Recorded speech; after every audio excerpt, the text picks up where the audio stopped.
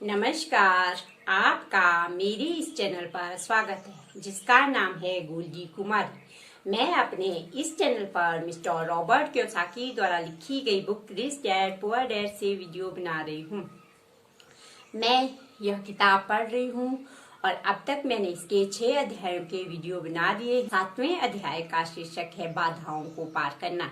हमारे जीवन में बहुत सारी अलग अलग तरह की बाधाएं होती हैं। हम उन्हें कैसे पार करते हैं, उन पर कैसे महारत हासिल करते हैं, यह जीवन जीने का एक अद्भुत और अनोखी कला होती है। हम अपने आलस को कैसे दूर करते हैं, क्योंकि हर व्यक्ति में आलस होता है और वो उसे छुपाने के अलग अलग तरीके अपनाता है। पिछला पार्ट भी यही था कि आलस को दूर करना, और इस पार्ट में भी आलस को ही दूर करने के बारे में बताया गया है। तो रॉबर्ट आगे लिखते हैं कि अमीर डैडी ने इन शब्दों को प्रतिबंधित कर दिया था, मैं इसे नहीं खरीद सकता। अपने घर में मैं यही सुनता रहता था। इसकी बजाय अमीर डैडी अपने बच्चों से यह कहने की अपेक्षा रखते थे, मैं इसे कैसे खरीद सकता हूँ। वे मानते थे कि मैं इसे नहीं खरीद सकता कहने से आप अपने दिमाग के दरवाजे बंद कर देते हैं। इसे और कुछ सोचने की जरूरत ही नहीं होती है। दूसरी ओर मैं इसे कैसे खरीद सकता हूँ बोलने से दिमाग के दरवाजे खुल जाते हैं और यह जवाब सोचने तथा खोजने के लिए मजबूर हो जाता है। लेकिन सबसे ज्यादा महत्वपूर्ण बात वे महसूस करते थे कि मैं इसे नहीं खरीद सकता, ये एक झूठी बात है और इंसान की आत्मा यह बात जानती है। इंसान की आत्मा बहुत बहुत शक्तिशाली होती है।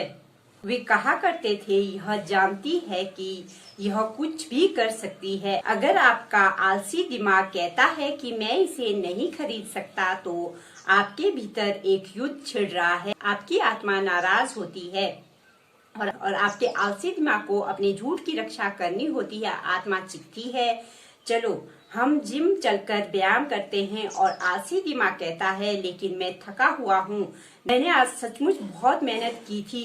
या इंसान की आत्मा कहती है, मैं गरीब रहते रहते थक चुकी हूँ, चलो चलकर अमीर बनते हैं। इस पर आलसी दिमाग कहता है, अगर लोग लालची होते हैं, इसके अलावा इसमें बहुत झंझट है, यह सुरक्षित नहीं है, इसमें पैसे का नुकसान हो सकता है। मैं वैसे ही पर्याप्त कड़ी मेहनत करता हूँ, वैसे भी मुझे ऑफिस में बहुत ज्यादा काम करना पड़ता है। देखो तो सही, आज रात को ही मुझे कितना सारा काम करना है। मेरे बॉस चाहते हैं कि यह काम सुबह तक पूरा हो जाए। मैं इसे नहीं खरीद सकता से दुख और लाचारी भी उत्पन्न होती है, तो जो निराशा और अक्सर अवसाद की ओर ले जाती है। मैं इसे कैसे खरीद सकता हूँ से संभावनाओं, रोमांच और सपनों का द्वार खुल जाता है। इसलिए अमीर डैडी इस बारे में इतने चिंतित नहीं होते थे कि हम क्या खरीदना चाहते थे, बशर्ते हम यह समझ ले कि मैं इसे कैसे खरीद सकता हूँ। यह सवाल पूछने से एक ज्यादा प्रबल मस्तिष्क और एक ज्यादा प्रगतिशील आत्मा उत्पन्न होती है। इसलिए उन्होंने माइक या मुझे शायद ही कभी कुछ दिया।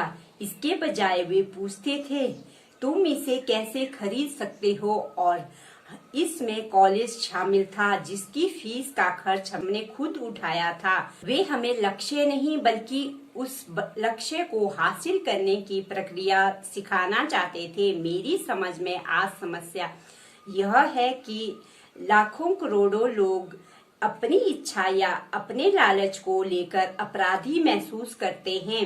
यह उनके बचपन की पुरानी परवरिश है। हालांकि वे जिंदगी में मिलने वाली अच्छी अच्छी चीजें चाहते हैं, लेकिन ज्यादातर लोगों के अवचेतन में यह पुराना ठुसा गया विचार है, यह मुझे नहीं मिल सकती या मैं इसे नहीं खरीद पाऊंगा। जब मैंने चूहा दौड़ से बाहर निकलने का निश्चय किया, तो मेरे दिमाग में यही सवाल था, मैं चूहा दौड़ से बाहर कैसे निकल सकता हूँ ताकि मुझे दोबारा काम ना करना पड़े। इसके बाद मेरे दिमाग में जवाब और समाधान अपने आप आने लगे। सबसे मुश्किल हिस्सा मेरे असली माता पिता की मान्यता से जूझना था। हम इसे नहीं खरीद सकते, सिर्फ अपने बारे में सोचना छोड़ो, तुम दूसरों के बारे में क्यों नहीं सोचते? और ऐसे ही मिलते जुलते शब्द जो मेरे लालच को दबाने और अपराध बोध को भरने के लिए बोले जाते थे। तो आप आलस को कैसे जीत सकते हैं? एक बार फिर जवाब है थोड़ा सा लालच।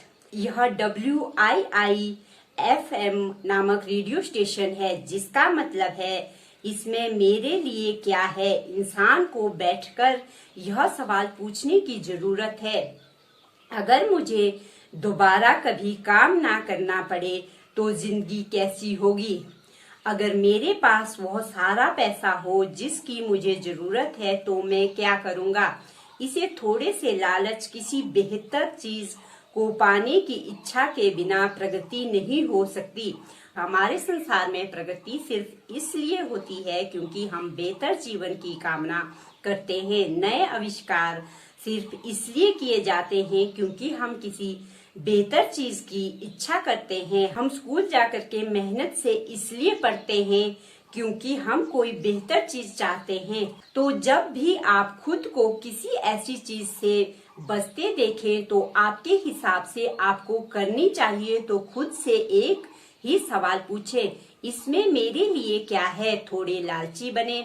यह आलस का सर्वश्रेष्ठ इलाज है। हर चीज की अति बुरी होती है, इसलिए बहुत लालच भी अच्छा नहीं होता। लेकिन बस वह बात याद रखें जो माइकल डगलस ने वॉल स्ट्रीट फिल्म में कही थी, लालच अच्छा है।